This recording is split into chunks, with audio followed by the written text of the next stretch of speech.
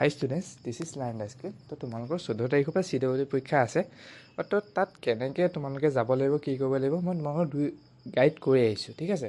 তো আজি মই তোমালোকক ক'ব বিচাৰিম যে তোমালোকে কিছুমানে টুক্কা ষ্ট্ৰেটেজিৰ কথা মোক কয়। তো তোমালোকৰ টুক্কা ষ্ট্ৰেটেজিৰ কথা মই তোমালোকক অকণমান গাইড কৰি দিব বিচাৰিছোঁ। টুক্কা তোমালোকে তেতিয়াহে মাৰিব পাৰিবা যেতিয়া তোমালোকে অলৰেডি 200 মাৰ্কছ এটেম্প কৰি ল'বা নিজৰ ফালৰ পৰা, ঠিক আছে। মই চব কথা ক'ম, যোনে আটাইতকৈ একেবাৰে পঢ়া নাই তেওঁলোকৰ বিষয়েও ক'ম, বাট ফাৰ্ষ্ট যিসকলে পঢ়িছে তেওঁলোকসকলৰ কাৰণে মই কৈ লৈছোঁ। তেতিয়াহে মাৰিব পাৰিবা যেতিয়া তোমালোকে 200 মাৰ্কছ এটেম্প কৰিবা অলৰেডি।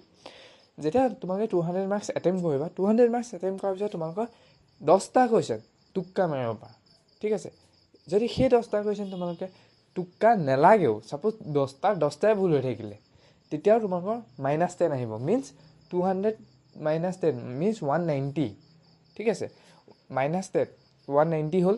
আৰু এনেকুৱা কেতিয়াও নহয় যে তোমালোকৰ 10টাই ভুল হৈ থাকিব। যদি তোমালোকৰ 2টাও শুদ্ধ হয়, বাকীকেইটা ভুল হয়, দেন তোমালোকৰ -8 আহিব। বাকী 8টা ভুল হ'লে -8 আহিব, বাট তোমালোকে 4 গেইন কৰি ল'বা ন, তো -2হে আহিব অভাৰঅল। তো মিনছ তোমালোকৰ তেতিয়া একো প্ৰব্লেম নাই, ঠিক আছে।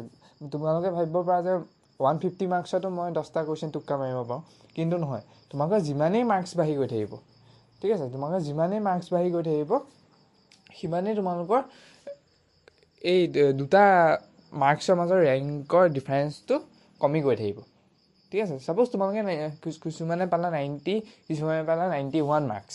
তাত 90 বা 91 মাৰ্কছৰ ভিতৰত প্ৰায় 600 ৰেংকমানৰ কেতিয়াবা গেপ থকা দেখা যায়। কিন্তু ছাপ'জ কিছুমানে পালা 200 মাৰ্কছ, কিছুমানে পালা 201 মাৰ্কছ। তো তেতিয়া তোমালোকৰ ইমানো গেপ নাথাকে, ঠিক আছে। তেতিয়া তোমালোকৰ খুব বেছি থাকে যদি 20টা বা 25টা গেপ থাকিব, যিটো ইমান এফেক্ট নকৰে, ঠিক আছে। তো তোমালোকে কি কৰিব পাৰা, সেই 10টা কুৱেশ্যন টুক্কা মাৰিব পাৰা। বাট 150 মাৰ্কছত হ'লে টুক্কা ৰিস্কটো নল'বা, ঠিক আছে। য়েছ, কাৰণ তোমালোকে 150 মাৰ্কছ এটেম্প কৰিছা, বাট 150 মাৰ্কছ কাৰেক্ট নহ'বওতো পাৰে। বাইচান্স তোমালোকৰ চিলি মিষ্টেকত অলপতো ভুল হ'ব, তো তেতিয়াতো তোমালোকৰ কমি আহিব ন। তো সেই ৰিস্কটো নল'বা। বাট 200 মাৰ্কছৰ yes, you definitely take the risk, ঠিক আছে। সেইটো হ'ল। এতিয়া কুৱেশ্যন আহিলে কিছুমানে একেবাৰে পঢ়ি যোৱা নাই, মই একেবাৰে পঢ়া নাই, এতিয়া মই কি কৰিম। তোমালোকে কি গোটেইখিনি এটা অপশ্যনে টিক কৰি থৈ আহিবা নি? চোৱা, গোটেইখিনি যদি এটা অপশ্যনে টিক কৰি থৈ আহা, দেন তোমালোকে 208 মাৰ্কছ বা 250 মাৰ্কছ পোৱাটো পচিবল নহয়, ঠিক আছে। তো তোমালোকে হাৰ্ডলি 90 বা 120 মাৰ্কছ পাবা, তাতকৈ বেছি পাব নোৱাৰা। তো যদি তোমালোকে একেবাৰে পঢ়া নাই, তো সেইটো তোমালোকৰ টুক্কা ষ্ট্ৰেটেজি কাৰেক্ট হ'ব। গোটেই কুৱেশ্যন পেপাৰখন এটা অপশ্যন টিক কৰিবা। তাৰে ভিতৰত যদি কোনোবা কেইটামান জানা, ছাপ'জ ইলেক্ট্ৰিক ফিল্ডৰ মাজত চাৰ্জ থাকিলে কি হয়, তো সেইটো কুৱেশ্যন আহি গ'ল। সেই কুৱেশ্যনটো ছাপ'জ তুমি জানা, ঠিক আছে, সেই কুৱেশ্যনটো তুমি টিক কৰি দিলা, সেই কুৱেশ্যনটো মাৰ্কছ পাই গ'লা। ছাপ'জ কাৰেণ্ট গৈ থাকিলে মেগনেটিক ফিল্ড কি হয়, সেইটো তুমি জানা, সেইটো টিক কৰি দিলা। সেই তেনেকুৱা কুৱেশ্যনবোৰ তুমি যদি জানি পেলাই টিক কৰা, তো আৰু গোটেইকেইটা অপশ্যন যদি এটা টিক কৰা, দেন তোমালোকৰ অভাৰঅল মাৰ্কছটো বাঢ়ি যাব, ঠিক আছে। তো সেইটো তোমালোকে কৰিব পাৰা। বাট তোমালোকে এখন ভাল কলেজ লাইক AEC, JEC, JESTৰ নিচিনা কলেজ এক্সপেক্ট নকৰিবা, ঠিক আছে। মোৰ ছাজেশ্যন এইটোৱে, সিমান এক্সপেক্ট নকৰিবা। তোমালোকে পিছলৈ কলেজবোৰ পাব পাৰা, ঠিক আছে। এইটো ছেকেণ্ড টুক্কা।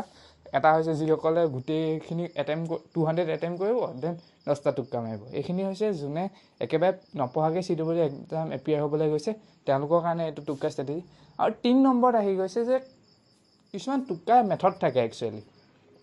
ছাপ'জ কিছুমানে 150 মাৰ্কছে এটেম্প কৰিছে, বাট টুক্কা মাৰিব বিচাৰিছে। লাইক কিছুমান কুৱেশ্যন জানে যে কুৱেশ্যনটো চিনাকি লাগিছে, বাট কেনেকৈ টুক্কা মাৰিব। এতিয়া কিছুমান মেথড লাগে। ফাৰ্ষ্ট হৈছে এলিমিনেট।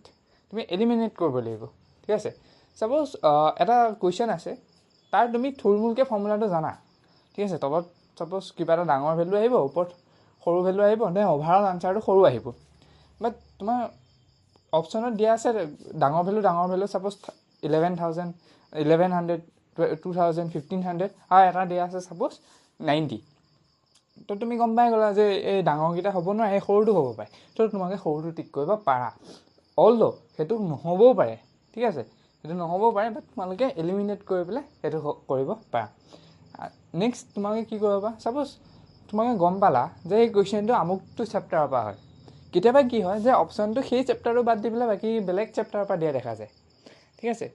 তো কুৱেশ্যনটো ছাপ'জ ইলেক্ট্ৰিক ফিল্ডৰ ইলেক্ট্ৰষ্টেটিক চেপ্টাৰৰ, কিন্তু কুৱেশ্যনখিনি অপশ্যনখিনি কোৱাণ্টামৰ দি থোৱা আছে, অকণমান কিছুমান চিমিলাৰিটি আছে, কোৱাণ্টামৰ দি থোৱা আছে। তো তোমালোকে সেই ইলেক্ট্ৰষ্টেটিকৰ এটা অপশ্যন আছে ছাপ'জ, সেইটোত ক্লিক কৰি দিব পাৰা, ঠিক আছে।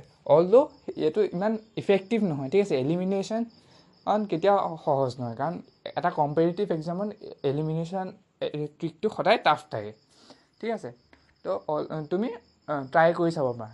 যদি বিচাৰা যে মোক আৰু অকণ মাৰ্কছ লাগে বা ইমানখিনি কৰিছোঁ, ইয়াৰ পৰা ডিডাক্ট হ'লেও মোৰ প্ৰব্লেম নাই, দেন তোমালোকে কৰিব পাৰা।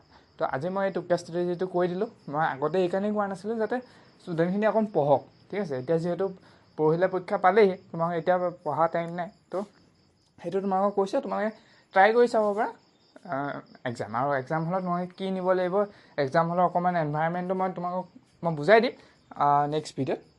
আজি বা কাইলৈৰ ভিতৰত সেইটো ভিডিঅ' আহি যাব, তোমালোকক তেতিয়া চাই ল'ব পাৰিবা। তো ঠিক আছে, আজি ভিডিঅ'টো ইমানেই আছিলে। Thank you so' much.